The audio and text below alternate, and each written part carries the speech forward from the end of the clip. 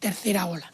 Por lo tanto, parecía un poco, hubiera parecido un poco extraño, un poco difícil de entender el que cambiáramos los denominadores, porque no permitirían comparar bien los datos de un día con los días siguientes a partir del momento en que se cambiaran esos denominadores. En este caso, la población española ha variado un poquito, por lo tanto, a partir de mañana empezaremos a dar los datos con los nuevos denominadores ahora que estamos en este periodo valle y, por lo tanto, el impacto de esa pequeña variación serán variaciones puntuales, pequeñas. Esa variación en los datos de incidencia no será demasiado importante y podremos a partir de ahí seguir de nuevo con los nuevos datos. En este sentido, a partir de mañana sabremos si estamos a nivel nacional por encima o no de ese 150 por 100.000, que subiría un grado a nivel nacional el riesgo, pero sí que es cierto que hay una gran variabilidad entre comunidades autónomas. Hay comunidades que están muy claramente en situación de riesgo, digamos, de nivel de alerta 1 o 2, hay comunidades autónomas que están en nivel de alerta 3. Ahora mismo, con los datos del viernes pasado, si no recuerdo mal, no habría ninguna nivel de alerta 4.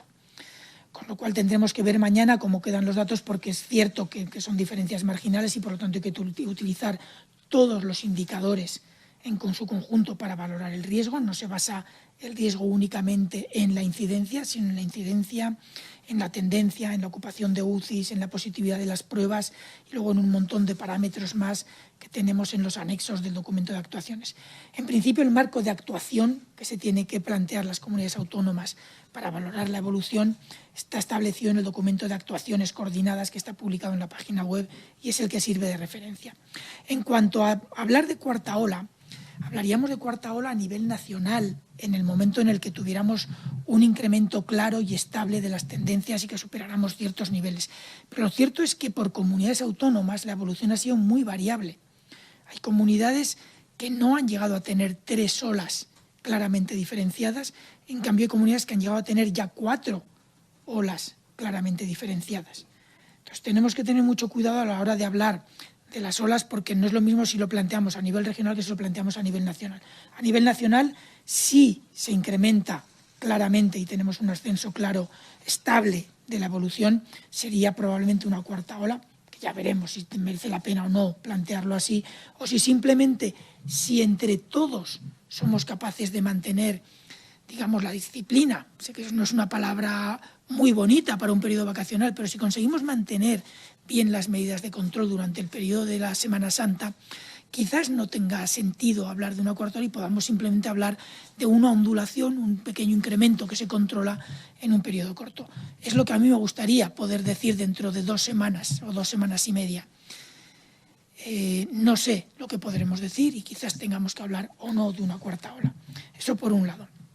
Por otro lado, en cuanto a las vacunaciones, tenemos ahora mismo 3 vacunas en España disponibles. Muy pronto tendremos una cuarta. Y ahora mismo tenemos unos grupos poblacionales a los que se dirigen. Una de ellas se dirige a grupos poblacionales menores de 65. Las otras, en principio, van a estar disponibles para grupos poblacionales mayores. Mañana creo que la Comisión de Salud Pública y posteriormente el Consejo Interterritorial van a hacer la propuesta de la siguiente modificación de la estrategia para adaptarla a todos los pequeños cambios que ha habido en cuanto a las vacunas disponibles en los últimos días y, por lo tanto, yo creo que será mañana el momento adecuado para saber cómo van a ser o qué grupos se van a vacunar. Pero entiendo que, obviamente, el objetivo es aprovechar las vacunas al máximo, no tener parones y luego, en la medida de lo posible, utilizarlas para los grupos más vulnerables. Esto la comisión, la ponencia de vacunas es quien va a tomar las últimas decisiones y yo creo que mañana tendremos ya una respuesta clara sobre esto. Sí, continuamos con Sara Becerro, Es Radio. Hola, ¿qué tal? Buenas tardes. Yo le quería preguntar también, a raíz de esta incidencia y de esta subida de los casos, si en el seno del Gobierno, lo incluyo a usted como tal, hay preocupación real de cara a la Semana Santa, que casi empieza hoy, los días festivos grandes todavía no han llegado, si hay una preocupación, si considera usted que el Gobierno debería incluso endurecer estas medidas que se denominan de mínimos, porque se ha vuelto a dar la responsabilidad a las comunidades. Sin embargo, hay algunas, incluso con incidencias altas, que ya han dicho que no van a aumentar relajar ni a endurecer estas medidas. No sé si el Gobierno entonces tendría que intervenir o, sin embargo, si usted apela más bien a que sean las comunidades las que, cada una teniendo en cuenta su situación, endurezcan o no esas medidas. Y luego también le quería preguntar, simplemente por saber si tiene más información del brote que se ha dado en una localidad de Andalucía, donde la incidencia es ya de 6.868 casos. Es verdad que es una localidad con poca población, pero me resulta curioso que se ha dado el brote sobre todo en los colegios, en el instituto y en el colegio que hay en la localidad, y los profesores vacunados también se han infectado con esta variante británica. No sé si tienen más información. Gracias. Bueno, en cuanto a si esta subida de casos preocupa al Gobierno, yo entiendo que estarán preocupados. En el Centro de Coordinación de Alertas estamos preocupados. Y yo creo que en el Ministerio de Sanidad estamos todos preocupados. Me imagino que la gente estará preocupada. Sí que es cierto que la incidencia, este incremento que se está observando, es muy lento. Hay una o dos comunidades que van mucho más rápido que otras, pero también en un periodo mucho más corto. Pero este incremento es lento, pero aparentemente sostenido. Muy pequeño, es cierto. La tendencia creciente es relativamente baja. Yo creo que tenemos que entender, y de hecho, yo creo que fue ya en mayo, cuando se empezó junio, cuando se empezó a hacer la cogobernanza que se ha dado en llamar, empezamos a entender que las evoluciones son muy diferentes entre comunidades autónomas. Hay comunidades autónomas en nuestro país que han conseguido mantener incidencias siempre relativamente bajas. Y digo relativamente bajas porque nos hemos ido acostumbrando a unas cifras que no son para nada deseables. Pero tenemos comunidades como la Comunidad Autónoma de Canarias, por ejemplo, que ha conseguido mantener incidencias muy bajas. Otras que han tenido a lo mejor picos de una alta incidencia, pero que se han controlado muy rápido, y el resto del tiempo han mantenido incidencias muy bajas. Ahora mismo tenemos comunidades que tienen incidencias desde 56 casos por 100.000 o 65 casos por 100.000 hasta otras comunidades que están en 255. Y bueno, luego están Ceuta y Melilla, que tienen unas incidencias mayores, pero que eso es muy asociado a las características de las epidemias en Ceuta y Melilla. Son dos lugares que hay que interpretar de manera muy particular. Pero tenemos ahora mismo comunidades autónomas que están por encima de los 250, una en concreto si quitamos Ceuta y Melilla, y luego tenemos comunidades que están en 65, 55, 56. Por lo tanto, yo creo que los consejeros, incluso de las comunidades autónomas que están relativamente bien, siempre diciendo que ninguna de estas cifras es la que nos gustaría tener 20, 10, 15 o 0, si fuera posible. Pero incluso los consejeros, las comunidades autónomas con buenos datos comparativamente, han adoptado las medidas de control en previsión de los riesgos asociados a festividades como la de Semana Santa. Hay un incremento de mortalidad de movilidad, hay días festivos que son proclives a que las personas nos juntemos más, a que las personas tengamos, digamos, una relajación de muchas de las medidas, y estas festividades favorecen esa relajación. Y por lo tanto, las comunidades autónomas, incluso las que van muy bien, en general, han aceptado una serie de medidas mínimas para tratar de reducir los riesgos. A partir de ahí, las comunidades tienen que adaptarlo a su situación epidemiológica. No podemos pedirle la misma rigidez a una comunidad que tiene 56 casos por 100.000 habitantes en 14 días que una que tiene 255 casos por 100.000 habitantes en 14 días. Y entendemos que ahí tiene que jugar un cierto papel la responsabilidad de cada una de ellas. Y además de la responsabilidad de cada una de ellas, y esto yo creo que es bueno repetirlo constantemente, porque además esto se va a dar cada vez más, también tiene que entrar en juego la responsabilidad de los habitantes de cada una de ellas. Fíjense que a medida que vayamos consiguiendo población más inmune, menos susceptibles en nuestra población, ahora mismo ya se está valorando el poder reducir muchas medidas de control en algunos colectivos concretos, los que habitan en residencias, que están ya vacunados al 100%. Entonces, todo esto se va a tener que ir discutiendo y se va a tener que ir relajando medidas en grupos concretos y poco a poco en la población general. No ahora, dentro de un mes, dentro de mes y medio, pero se va a tener que ir haciendo. A medida que se van relajando esas medidas, no quiere decir que podamos dejar de relajar las medidas personales. Las personales se tendrán que mantener hasta que tengamos una situación realmente buena de vacunación. Y eso se va a dar a lo largo del verano. No sabemos exactamente cuándo, depende un poco de las vacunas, cómo vayan llegando, que en principio van a llegar bien, pero por si acaso hay que ser un poco prudentes. Entonces, aunque algunas medidas se puedan relajar, aunque la gente pueda empezar a viajar un poco más, a moverse un poco más, muchas de las medidas de protección personal se tendrán que seguir manteniendo. Eso lo tenemos que tener un poco claro todos. Entonces, yo creo que aquí juega un poco la responsabilidad de todos los niveles. Ha habido una responsabilidad general a nivel de nación que se ha conseguido con el consenso en el Consejo Interterritorial, que establece un mínimo común para todos, independientemente de la situación mejor o peor que se pueda vivir. Las comunidades autónomas tienen que implementar las medidas adaptadas a su situación de riesgo para ellos y al que pueden exponer a otros, y luego a título personal tenemos que ser conscientes de que esto, aunque va mejorando, todavía no se ha acabado y tenemos que poner cada uno nuestra parte. En cuanto al brote de Andalucía, no tengo todavía información detallada técnica de la evolución ni de las características. El que sea la variante británica o no, tiene su importancia porque la variante británica en principio es más transmisible.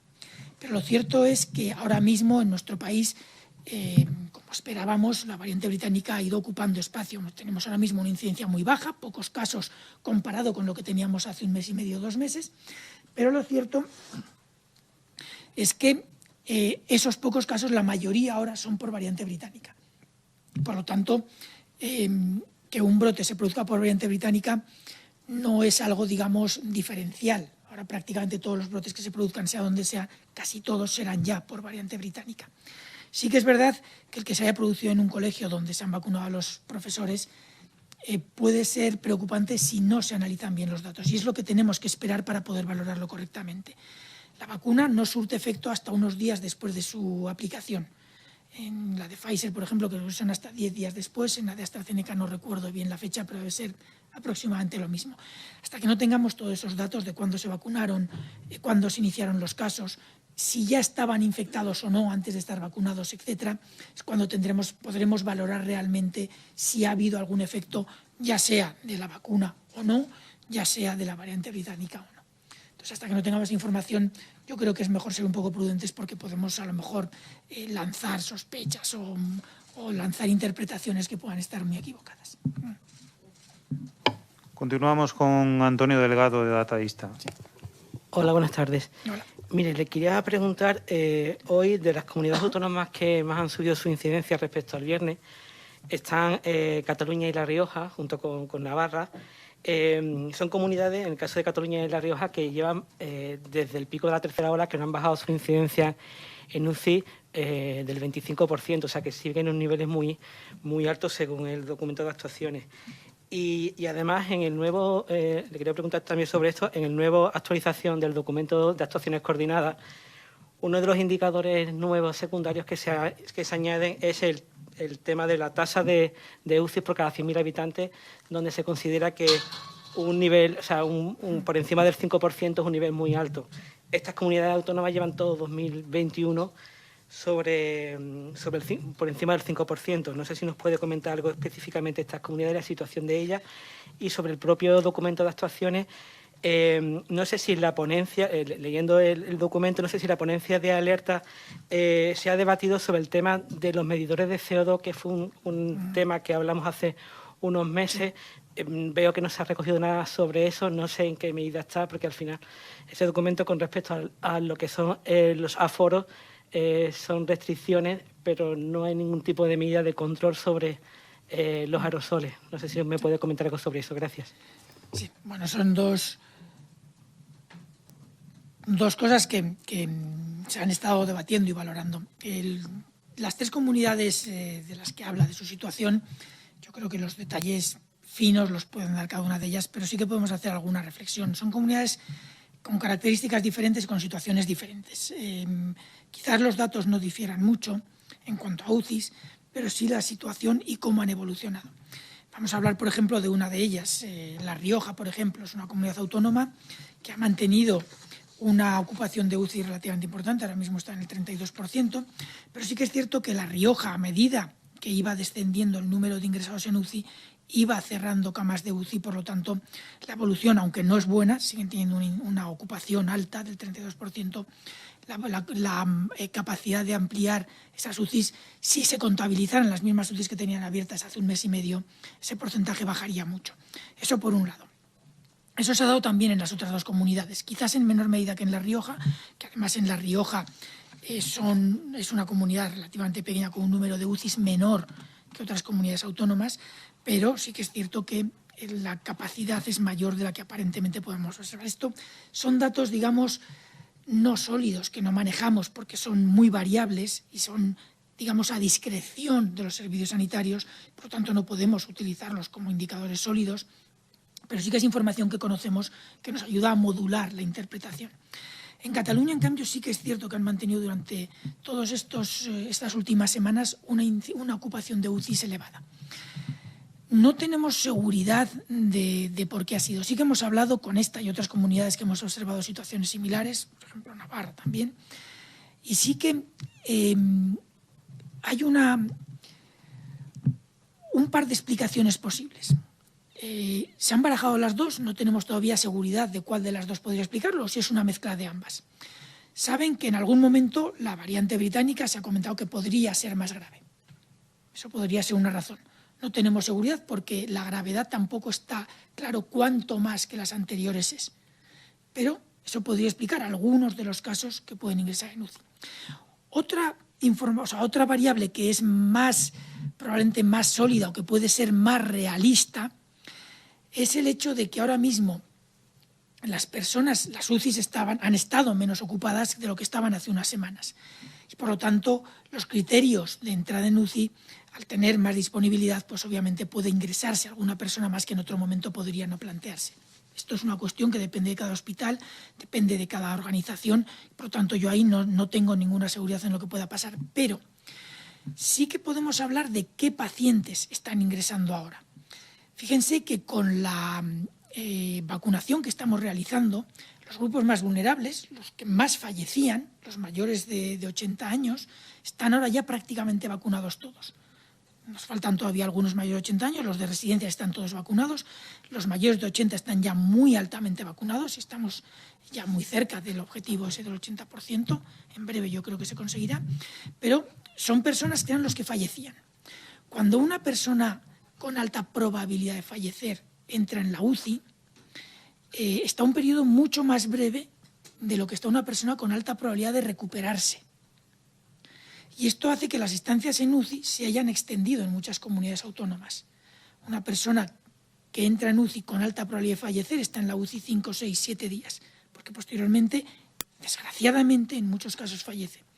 Una persona que se va a recuperar está a periodos mucho más largos, de hasta 20, 21, 22 y hasta 24 y 25 días en algunos casos. Y hay algunos que han estado más de 100, pero de promedio estamos en días por encima de los 20. Esto hace que las estancias en UCI se alarguen y, por lo tanto, esto podría ser otro factor que hubiera hecho que el descenso en la ocupación de UCI sea muchísimo más lento de lo que observamos en periodos previos. Son hipótesis. No podemos garantizar que estas sean las razones porque además en cada hospital hay pequeñas variabilidades que tendríamos que valorar. Cuando tengamos información, si vamos a tenerla detallada de todos los hospitales o al menos de algunos representativos, podremos dar información más fina. Pero ahora mismo son dos hipótesis que hemos discutido con algunas comunidades que son plausibles, pero no tenemos certeza de que sea realmente por esos motivos. En cuanto a los aerosoles se generan. Ahora que y los aerosoles, algunos de ellos, según el tamaño de las gotículas, las gotitas y el aerosol que se genera, permanece más o menos tiempo en el ambiente.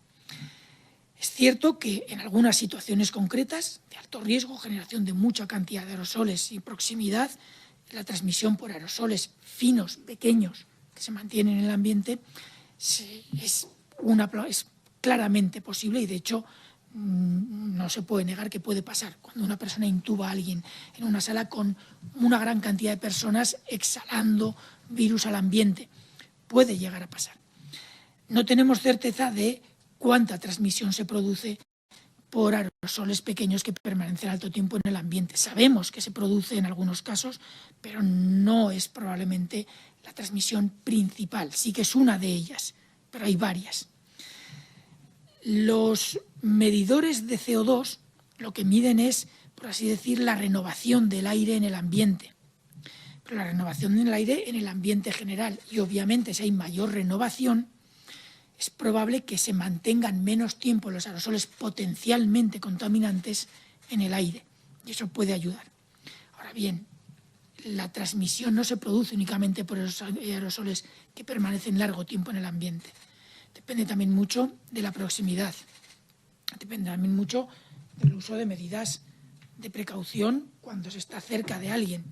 Y depende también mucho de la actividad que se realice y del número de personas que estén juntas cerca. Por mucho que se renueve el aire, si hay personas muy cerca, sin utilizar mascarillas, hablando en voz alta, cantando, gritando, la razón que sea, lo que sea, que genere más aerosoles, por mucho que se renueve el aire, esos aerosoles que se hacen en ese microgrupo no van a renovarse con suficiente velocidad y pueden generar transmisión. Por lo tanto, el tema de la renovación del aire es importante, pero es importante si además podemos garantizar una serie de medidas, que no haya grupos importantes en los lugares cerrados, es decir, que garanticemos las actividades al aire libre y en la cuestión de restauración, pues mucho mejor en la terraza que en el interior, y si podemos evitar que se formen estos microgrupos muy cercanos de los cuales no van a tener capacidad los sistemas de ventilación de favorecer o limitar esa capacidad de transmisión entre personas que están muy cerca. Sí que se puede hacer en un lugar abierto donde hay brisa, movimiento de aire, que reduce aún más el riesgo, no del todo, pero lo reduce mucho. Por lo tanto, es una de las cosas que podemos plantearnos en Semana Santa para poder garantizar que reducimos los riesgos. Actividades al aire libre. Tenemos algunos días en los que el clima es benigno, es verdad, que dicen que va a llover a final de semana. Pero bueno, si podemos hacer más actividades al aire libre que en el interior, va a ayudar a reducir en gran parte los riesgos de transmisión. Y eso es lo que tenemos que tratar de conseguir. No estoy diciendo que se tengan que cerrar todos los aforos en todas partes, depende mucho de la situación epidemiológica. Pero sí que es cierto que no podemos pensar que porque haya un buen aparato de ventilación podemos actuar como si no hubiera transmisión entre personas que están cerca unos de otros. ¿Vale? Continuamos con Elena Calvo, de ABC. Buenas tardes, doctor. En la línea de lo que le preguntaba a mi compañero, quería preguntarle cómo están viendo la situación de la Comunidad de Madrid, que también tiene una incidencia al alza, pero menos amplia que en otras comunidades. Le quería preguntar también por las imágenes de turistas extranjeros que estamos viendo en los últimos días. ¿Preocupa que sus viajes a España puedan afectar también a nuestros datos, o el hecho de que se les exija una PCR negativa aporta tranquilidad? Y por último, el del porcentaje de mayores de 80 años vacunados, me ha parecido entender que ha dicho el 80%. Si me lo puede confirmar, por favor, gracias. Bueno, voy a empezar por la última porque es la más sencilla. Había un objetivo en la Unión Europea, hay un objetivo en la Unión Europea, dos en concreto relacionados con la vacunación. Uno es conseguir, más o menos por estas fechas, la semana que viene, final de marzo, primeros de abril, la vacunación del 80% de los mayores de 80 años y conseguir en el verano la vacunación del 70% de la población. En España llevamos un ritmo de vacunación que nos puede permitir conseguir ambos objetivos. Uno de ellos estamos ya próximos. No tengo ahora mismo las cifras exactas, no hemos hecho los cálculos todavía, pero no estamos muy lejos de conseguir el primero. Es muy posible que con el ritmo de entrada de vacunas que esperamos para esta semana y para la que viene, en estos próximos días se pueda conseguir. Se va a continuar vacunando durante la Semana Santa, se va a continuar inmunizando población y es muy posible que con los datos que tenemos ahora y las vacunas que esperamos que lleguen, lo consigamos. Habrá que ver si es exactamente dentro de una semana o dentro de 10 días o dentro de 15. Pero desde luego estamos muy cerca de ello y yo espero que lo podamos hacer porque desde luego el impacto que estamos observando en la transmisión y en la letalidad en las personas vacunadas es muy importante. Yo creo que tenemos que conseguir un poco entre todos el dar la información adecuada del beneficio tan importante que está dándonos la vacuna. Obviamente todos los medicamentos tienen algún efecto secundario, las vacunas también. Hasta ahora sabemos que la probabilidad de que sean serios es muy, muy baja. Eso estamos todos de acuerdo. Pero yo creo que si damos información de lo que es muy, muy poco probable y que es negativo respecto a las vacunas, también sería bueno que diéramos información de lo que es muy, muy, muy probable con estas vacunas, y es que consigamos acabar con la epidemia. Yo creo que debemos de ser capaces de equilibrar tanto la información que puede ser negativa con la información positiva. Entonces, eso en cuanto a los posibles objetivos de vacunación. En cuanto a los turistas que vienen a España, vamos a ver, una de las medidas que se ha probado más eficaz para el control de la transmisión y para controlar la evolución de las epidemias en los diferentes países es la reducción de la movilidad. Es verdad que vivimos en un mundo interconectado en donde hay una movilidad enorme, o había una movilidad enorme. Ahora mismo la movilidad está reducida a casi algo testimonial comparado con lo que teníamos en periodos previos, pero es cierto que sigue habiendo movilidad. A mí me preocupa hasta cierto punto. El que se les hagan pruebas reduce mucho los riesgos, pero no los elimina. Todos sabemos que el que te hagas una prueba y te dé negativa hoy no quiere decir que mañana o pasado no vaya a ser positiva. Con lo cual, aunque se reducen mucho los riesgos, lo cierto es que no los elimina. Y además hay formas de entrar a nuestro país en los que no es posible hacer ese control. Por ejemplo, las entradas por carretera. Es verdad que tenemos 2 puntos únicamente, por Portugal y por Francia. Por Portugal, ahora mismo Portugal está mucho mejor que nosotros, por lo tanto no es un riesgo importante, pero lo cierto es que Francia ahora mismo no está para nada mejor que nosotros y puede haber un cierto riesgo. Yo creo que es pequeño, pero desde luego el riesgo existe y por lo tanto debemos de tener una cierta preocupación. No creo que tengamos que exagerar, pero tenemos que tener una cierta preocupación. Y no tenemos que exagerar porque el riesgo que representen estas entradas de casos no depende de que entren o no entren, depende de las medidas de control que tengamos implementadas en nuestro país. Una persona que viene de fuera, en principio, si se aplica y se aplica bien, está sujeta a las mismas medidas de prevención y control que estamos cualquiera de nosotros, cualquier español. Por lo tanto, los riesgos no deberían de ser muy diferentes, vengan o no vengan. Pero sí que es cierto que si no se cumplen esas medidas y no se implementan correctamente, ese riesgo podría existir.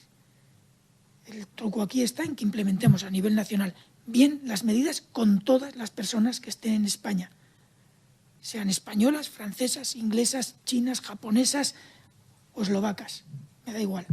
Y ese es el objetivo, implementarlas bien. En ese sentido, es cierto que algunas imágenes que se han visto estos últimos días preocupan. Y yo creo que cualquier persona sensata sentiría cierta preocupación. Pero como digo, es un problema de implementar las medidas aquí. No vale decir tenemos que ser responsables y luego no implementar responsablemente las medidas que se proponen. En cuanto a la primera pregunta que hacía, la Comunidad de Madrid ahora mismo está en una situación estable. Es cierto que no podemos valorar si la tendencia esa ascendente es significativa o no. Tenemos que ver cómo evolucionan estas semanas. El problema de la Comunidad de Madrid no es que esté ahora mismo en una situación al alza, que es una alza muy fina, muy pequeña. El problema de la Comunidad de Madrid es que parte de un punto muy superior a la mayoría de las otras comunidades. Si exceptuamos Ceuta y Melilla, que he comentado antes, la Comunidad de Madrid que ha mantenido una incidencia más alta comparada con el resto. Entonces, no es que ahora mismo esté en una fase de incremento, pero con la incidencia media que tiene existe un riesgo alto. Por lo tanto, yo creo que Madrid es responsable y aplica las medidas que se han acordado en el Consejo Interterritorial y entiendo que hará un esfuerzo por controlar la transmisión en la medida de que sus propios sistemas o sus propias estrategias de control se lo permitan. Yo creo que tenemos que ser conscientes no solo de la evolución, sino también de la situación en la que estamos. Ahora prácticamente, ahí me parece que son 4 comunidades autónomas que están descendiendo, 2 de ellas todavía con un descenso aparente, obvio, significativo, otras 2 con un descenso estadísticamente significativo pero muy leve, y el resto o están estables o están ascendiendo. Por lo tanto, no podemos pensar que estar con incidencias altas es una situación de riesgo bajo. Sigue siendo una situación de riesgo alto y tenemos que ser todos conscientes de ello. Continuamos ahora con las preguntas que nos han llegado a través de WhatsApp. Empezamos por el diario.es. Belén Remacha pregunta, ¿tiene datos nacionales o autonómicos acerca de si el rechazo hacia la vacuna de AstraZeneca entre la gente a la que se le iba a administrar aumentó o no la semana pasada después del parón para que la Agencia Europea revisara su seguridad? Y también pregunta, ¿cómo puede afectar a la evolución del impacto del virus que la 4ª ola, de confirmarse, se produzca ya con la variante británica como la predominante en España? ¿Barajan cambiar alguna medida, por ejemplo, volver a establecer cuarentenas de 14 días? Bueno, en cuanto a la vacuna de AstraZeneca, tengo que decir que es una vacuna con un alto grado de eficacia que está disponible en cantidades suficientes para garantizar que podemos inmunizar a un porcentaje muy alto de población con ella y con todas las otras que tenemos y vamos a tener, y que podremos conseguir los objetivos de vacunación. Yo creo que ese es el primer punto y eso es importante. Tener esta oportunidad y dejarla pasar sería un error muy grande que cometeríamos como sociedad. Luego es cierto, ha habido una situación que demuestra lo reactivos y lo bien que funcionan nuestros sistemas de prevención de riesgos asociados a medicamentos.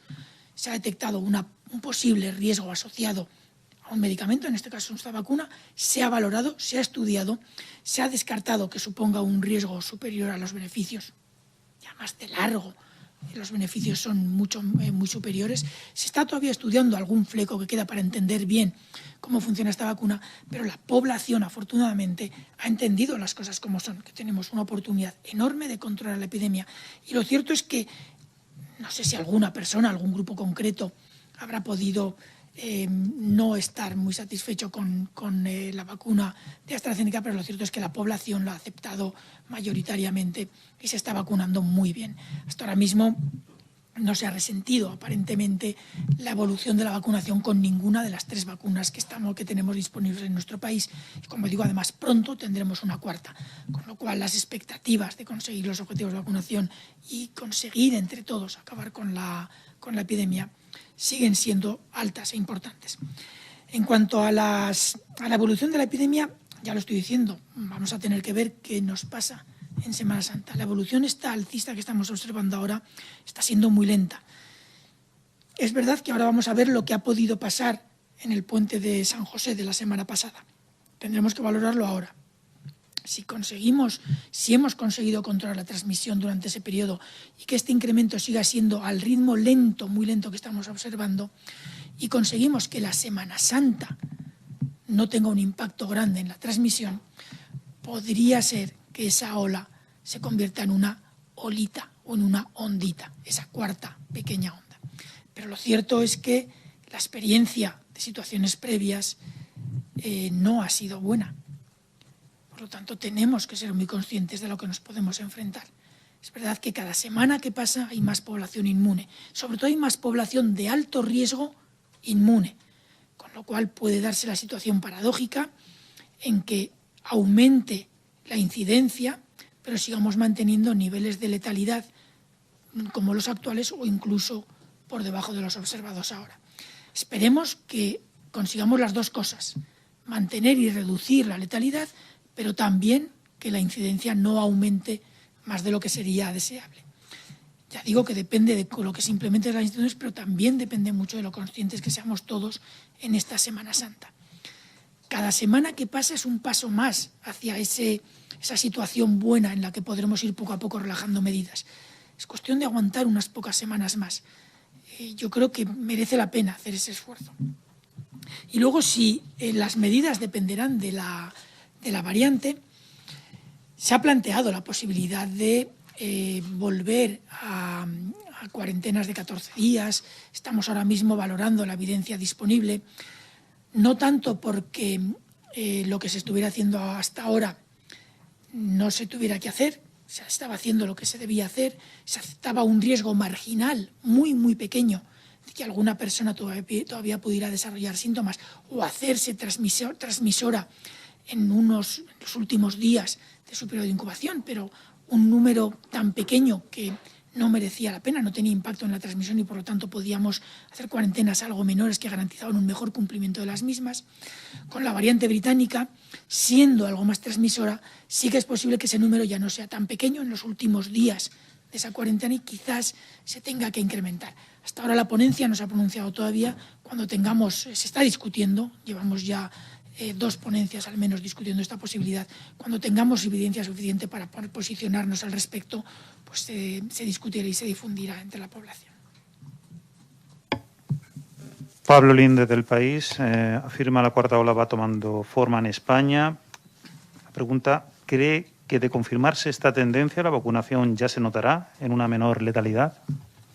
Sí, es lo que acabo de comentar. Yo creo que es cierto que estamos en ese pródromo, en esas fases iniciales de una posible cuarta ola. Pero, como estoy diciendo, podemos llegar a tenerla o podemos, entre la vacunación, las personas que ya están inmunes y un buen comportamiento en las próximas 2-3 semanas, podemos quizás llegar a conseguir que en vez de una cuarta ola sea un pequeño incremento de casos que se estabilice e incluso empiece a descender rápido. Es una cuestión que tenemos que plantearnos entre todos. No podemos negar la posibilidad de esa cuarta ola, pero tampoco podemos ahora mismo hablar de qué magnitud tendrá. Eso es una cuestión que va a depender de cómo nos comportemos en los próximos días. Por último, Pablo Recio, de 65 y más, nos traslada las siguientes preguntas. ¿Cuáles son las razones por las que las personas mayores vacunadas con Pfizer, que parece que tienen gran parte de las infecciones, deben llevar mascarilla que previene gran parte? Reformulo la pregunta. ¿Cuáles son las razones por las que las personas mayores vacunadas con Pfizer, que parece que previenen gran parte de las infecciones, deben llevar mascarilla obligatoriamente en todos los espacios de socialización? ¿Se plantean flexibilizar progresivamente su uso para vacunados o personas que hayan pasado recientemente la infección? También nos pregunta, en segundo lugar, sabiendo que cerca de 5 millones de mayores afrontan una cuarta ola sin inmunidad, afirma, la pregunta es, ¿piensa que fue una buena decisión no recomendar la vacuna de AstraZeneca para este colectivo sabiendo que hay un número de dosis limitadas? ¿Cómo afectará esta decisión a los contagios y decesos de mayores en los próximos meses? Bueno, en cuanto a las personas que ya están vacunadas, progresivamente se van a ir favoreciendo o reduciendo las medidas de control en los colectivos que ya están vacunados. Lo que pasa es que tienen que ser colectivos bien identificados. En este caso nos referimos fundamentalmente a residencias de mayores donde la población ya está vacunada. Evidentemente se van a ir reduciendo progresivamente las medidas de control y entre ellas está el uso de las mascarillas. El que hayamos vacunado ya a todas las personas, alrededor del 90% de las personas que están en residencias y a una gran parte de mayores de 80, obviamente va a tener un impacto muy importante en la letalidad de las próximas olas que preguntaban también el periodista anterior. Y esto nos favorece, el que podamos reducir esas medidas de control y, por ejemplo, el uso de las mascarillas. El problema es que todavía no tenemos suficiente población vacunada y todavía hay dudas en cuanto a algunos aspectos relacionados con las vacunas. Una persona puede no sufrir la enfermedad por estar vacunada y tener, por lo tanto, inmunidad, pero podría seguir siendo portadora del virus y transmitir a otros. No tenemos seguridad, no tenemos certeza.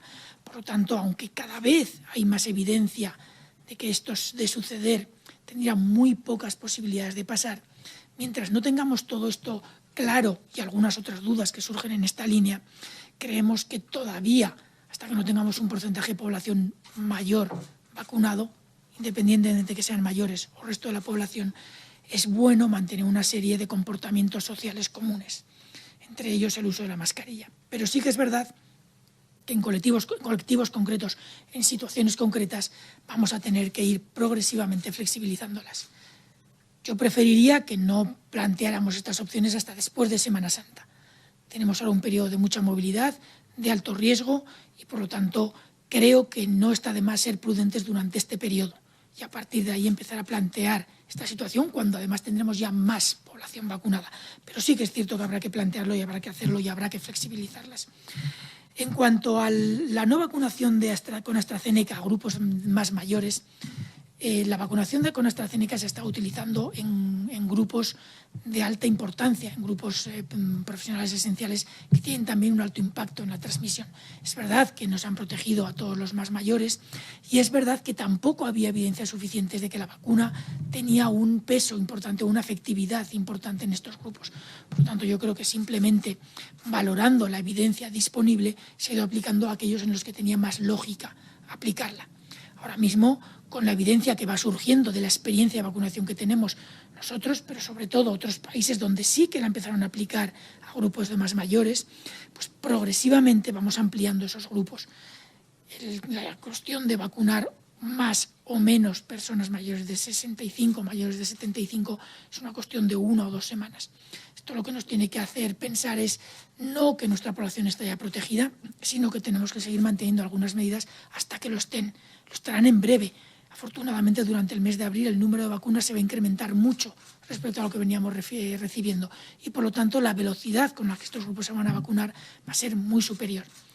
El efecto que ha tenido la vacunación que hemos hecho es que se ha vacunado más profesionales sanitarios, más grupos esenciales, más maestros, y todo esto va a tener también un impacto importante en la transmisión en otros colectivos que redundará en una buena protección a nivel global. Yo creo que no es cuestión de plantearse si hubiéramos hecho una cosa u otra. Todas las opciones tienen pros y tienen contras. De hecho, si hay la discusión que hay en el seno de la ponencia de vacunas es porque no hay ninguna decisión clara y fácil, sino que tenemos que valorar muchos parámetros.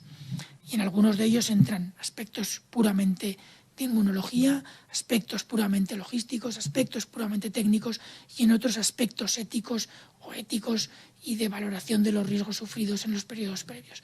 Por lo tanto, tenemos que valorar. La ponencia de vacunas tiene un rol importante que no desearía yo a nadie estar en su pellejo tomando decisiones, valorando muchísimas variables que no son fáciles de tomar. Todas tienen un buen impacto en la evolución de la vacuna. Ahora tenemos que valorar en cada momento cuál es la más aceptable de acuerdo a la información de la que se dispone.